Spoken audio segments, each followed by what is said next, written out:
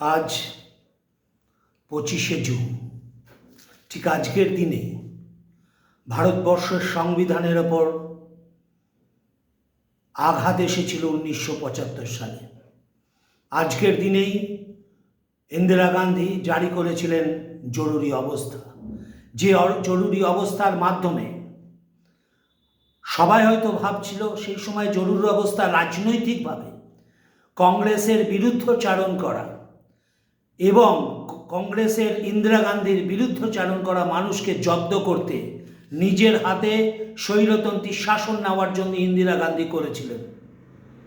আমি আপনাদের কাছে বলতে চাই, 75-এর জরুরি অবস্থার পেছনে আসল উদ্দেশ্যটা ছিল জনসংঘকে দুর্বল করে দেওয়া।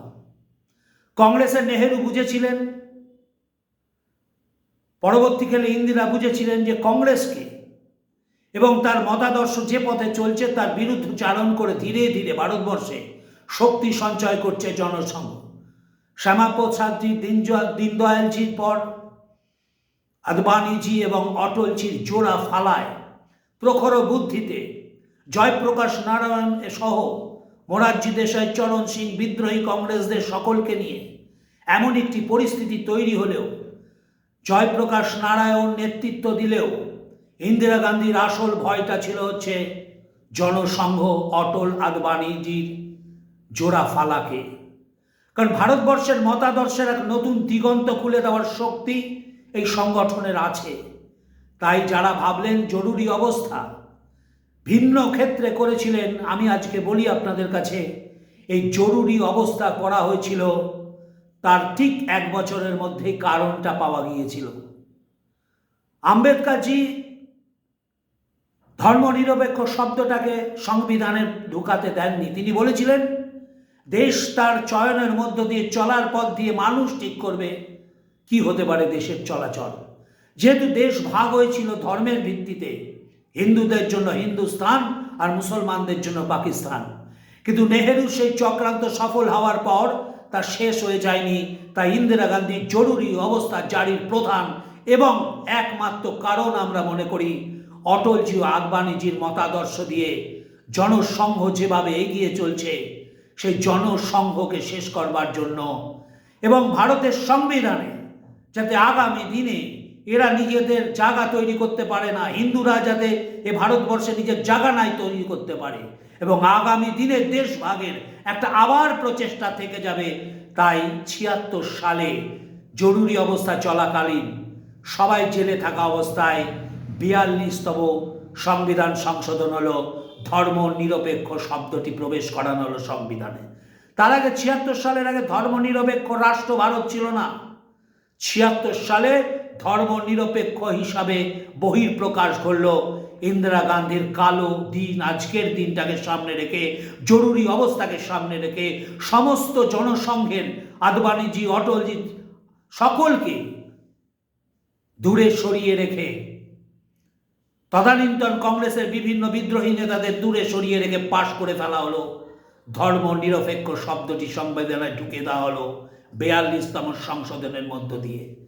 কারণ স্বাধীনতার সময় সংবিধানে ভারতের ধর্ম নিরপেক্ষ শব্দটা ছিল না।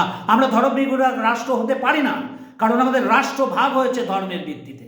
মুসলিমরা তাদের রাষ্ট্র পেয়ে গেছে পাকিস্তান, তবে কেন হিন্দুদের জন্য ভারত থাকবে না?